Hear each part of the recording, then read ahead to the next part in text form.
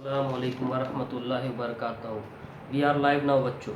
ठीक है बच्चों, आज मैं आपको पढ़ाऊँगा नहीं बच्चों, कुछ मालूमात दूंगा जो आपको इन फ्यूचर काम आएंगे बच्चों, 11वीं वालों के लिए भी और 11th वालों के लिए भी और 12th वालों के लिए भी। ठीक है बच्चों, जो अभी 11th में है उनकी तो कोई परेशानी की बात नहीं है बच्चों, क्योंकि उनके पास बोर्ड का पढ़ने के लिए, 12वीं का पढ़ने के लिए बहुत टाइम है। लेकिन जो 12th में है और जो अभी 11वीं में है, वो दोनों के लिए, जिसका एम नीट हो या JEE हो, तो उसको अभी से 12th की स्टडी शुरू कर देनी चाहिए बच्चों। और जिसको नीट और JEE देना है, उन्होंने बच्चों NCERT के बुक्स पूरे परचेस कर लेना चाहिए और उसकी स्टडी शुरू कर देनी चाहिए। सिर्फ NCERT बुक नहीं खरीदनी चाहिए बच्चों, बल्कि उसके साथ जो उसका सोल्यूशन आती है, बोर्ड पेपर सोल्यूशन आती है बेटा। आप जब NCERT की बुक लोगे ना, तो एग्जाम्पलर बुक आती है बेटा, वो भी परचेस कर लेना और उसमें से स्टडी करना शुरू करना। ठीक है, तो मैं आपको क्या बताने वाला हूँ बच्चों आज, कि आपको ज़रूरी है ग्रुप निकालना 12वीं में बच्चों। क्या निकालना ज़रूरी है? ग्रुप निकालना। जो 12वीं में है इस साल, जो 12th क्लास में, उनको तो कोई परेशानी नहीं है, सिर्फ उनको 20 मार्क लेना है, क्योंकि 30 मार्क तो ऑलरेडी उन्हें थेरी प्रैक्टिकल में मिल जाते हैं। थेरी में 70 में से कितने लेना है बच्चों? 20 मार्क लेना है। तो अब और जो 11th में है उनके लिए थोड़ा सा प्रॉब्लम हो सकती है, कि जो UGC का जो NTA का जो कंडक्ट किया था, उसका कहना है कि वो अगले साल 150 पे ग्रुपिंग ना करते हुए 180 पे ग्रुपिंग कर सकती है। तो आपको पहले क्या करना है बच्चों? ग्रुपिंग की स्टडी करनी है। आपको क्या करना है? हर सब्जेक्ट की स्टडी किस तरह करनी है कि आपको पहले ग्रुप निकालना ज़रूरी है बच्चों। आपको थ्योरी में तो, प्रैक्टिकल में तो 20-30 नंबर मिल जाते हैं, फिजिक्स केमिस्ट्री बायोलॉजी में 30 नंबर मिल जाते हैं, कि और मैथ में 20 नंबर मिलते हैं। लेकिन आपको और 30 नंबर और मैथ में 30 नंबर और मैथ में 40 नंबर लेना है। तो इसकी स्टडी किस तरह करना चाहिए बच्चों? तो अभी से उसको टारगेट बना के स्टडी करनी चाहिए। मैं जो आज लेक्चर, जो वीडियो बना रहा हूँ, खास तौर से जो 12वीं में स्टूडेंट है, जो 12th क्लास में स्टूडेंट है, जो साइंस के स्टूडेंट है, उनके लिए ये खास वीडियो है बच्चों। ठीक है बच्चों, तो अब उन्हें स्टडी किस तरह करनी है, पहले उन्हें ग्रुपिंग पे ध्यान देना होगा बच्चों। किस पे? ग्रुपिंग पे ध्यान देना है। ठीक है बच्चों, तो ग्रुपिंग के लिए किस तरह स्टडी करनी चाहिए? पूरे सिलेबस के पीछे नहीं जाना है इस वक्त। ठीक है, 12th के जो स्टूडेंट है, वो जो 12वीं के स्टूडेंट है, वो पूरे सिलेबस के पीछे ना जाते हुए वो एक लिमिटेड टाइम में एक लिमिटेड टॉपिक की स्टडी करें जो ज़्यादा मार्क के हैं। ठीक है, तो मैं आज आपको यही बताऊंगा कि आपको कितने टॉपिक पढ़ने हैं जिससे आपका ग्रुप निकल जाए, फिर आप उसके बाद नीट के और JEE की आसानी से तैयार कर सकते हैं। अगर ग्रुप ही ना निकले तो आप आगे ना नीट के एग्जाम दे सकते हैं, ना JEE के एग्जाम दे सकते हैं। तो मैं आज को आपको ये बताने वाला हूँ कि आपने कौन से चैप्टर बोर्ड से करने चाहिए जिससे आपका ग्रुप निकल जाए और जिससे आपको फायदा हो। ठीक है, तो सबसे पहला सब्जेक्ट है केमिस्ट्री। तो इसमें क्या करना है बच्चों? ज़्यादा से ज़्यादा हर सब्जेक्ट में 6 से 7 चैप्टर्स करने, उससे ज़्यादा चैप्टर डील नहीं करने। तो मैं आज आपको वो चैप्टर बताऊंगा जो ज़्यादा वेटेज के लिए है और जिससे आप आसानी से मार्क ले सकते हैं। तो पहला सब्जेक्ट है केमिस्ट्री।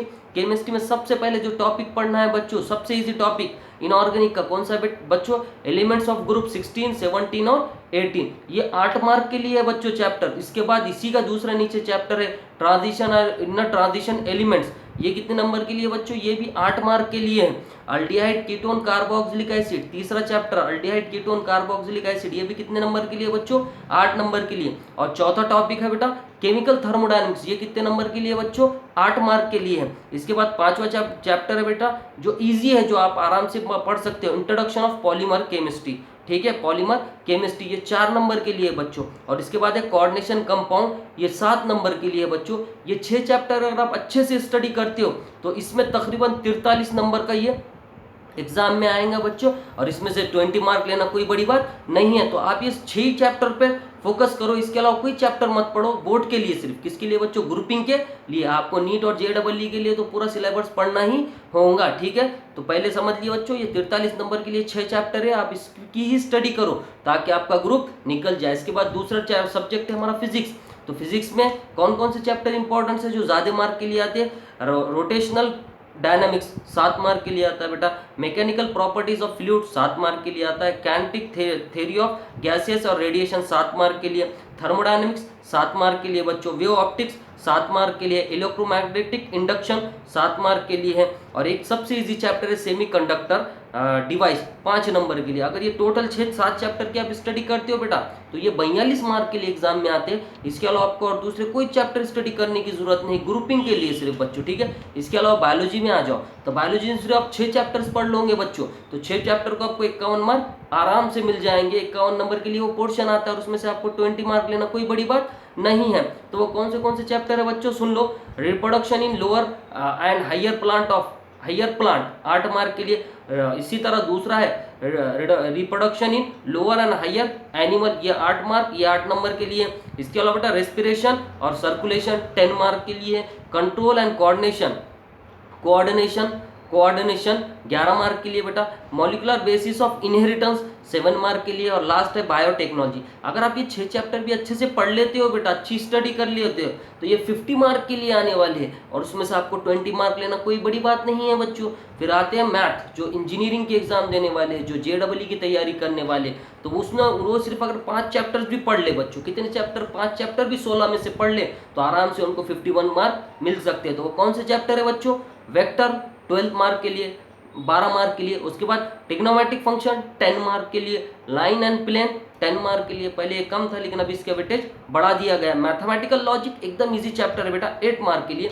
उसके अलावा मैट्रिक्स 6 मार्क के लिए और बायनोमियल डिस्ट्रीब्यूशन 5 नंबर के लिए। अगर आप ये 6 चैप्टर्स भी कर लेते हो बच्चों तो आराम से आपको अल्हम्दुलिल्लाह 51 मार्क मिल जाएंगे और आपका ग्रुप आसानी से निकल जाएगा। और मैं आपसे गुजारिश करता हूँ बच्चों, जितने मेरे स्टूडेंट सुनने वाले बॉयज़ और गर्ल्स हैं, जो बॉयज़ है वो नॉर्मली जर्नल ग्रुप ही रखे ताकि मैथ भी साथ में रखे, ताकि इन फ्यूचर वो मेडिकल भी कर सके और इंजीनियरिंग भी। गर्ल्स भी रख सकते हैं, कोई प्रॉब्लम नहीं है। तो अगर आप ये पैटर्न से 12th वाले बच्चे स्टडी करेंगे और 11th वाले बच्चे भी अगर इसको स्टडी करेंगे यही पैटर्न से, तो इंशाल्लाह इनका ग्रुप निकल जाएगा आसानी से, क्योंकि ग्रुप बहुत ज़रूरी है निकालना। फिजिक्स, केमिस्ट्री, बायोलॉजी में 150 नंबर लेना अभी बहुत ज़रूरी है इस साल 12वीं के लिए। और अगले साल जो बच्चे जाने वाले हैं 12वीं में उनके लिए हो सकता है कि 150 ही रहो, 185 नंबर लेना हो या फिर 180 भी हो सकता है। तो अगर आप ये इतने ही चैप्टर अच्छे से 12th के स्टडी करते हो बच्चों तो अल्हम्दुलिल्लाह आपका ग्रुप भी निकलेगा और आपका परसेंटेज भी अच्छा आएगा। ठीक है, तो आप लोग स्टडी शुरू कर दीजिए। मैंने जो चैप्टर्स बताया है वो हिसाब से उसको आराम से वापस रिपीट वीडियो को सुनिए। मैंने जो चैप्टर्स के नाम लिखे हैं, जो नाम दिए हैं, उन्हें लिख कर निकालिए और सब्जेक्ट वाइज उसकी अच्छे से स्टडी करिए। ठीक है, तो बाकी का इंशाल्लाह जो आगे का टॉपिक है हमारा जो बचे हुआ है P ब्लॉक का, वो आगे 6 लेक्चर वो इंशाल्लाह आगे हम लोग अटेंड करेंगे। ठीक है, अल्लाह हाफिज़।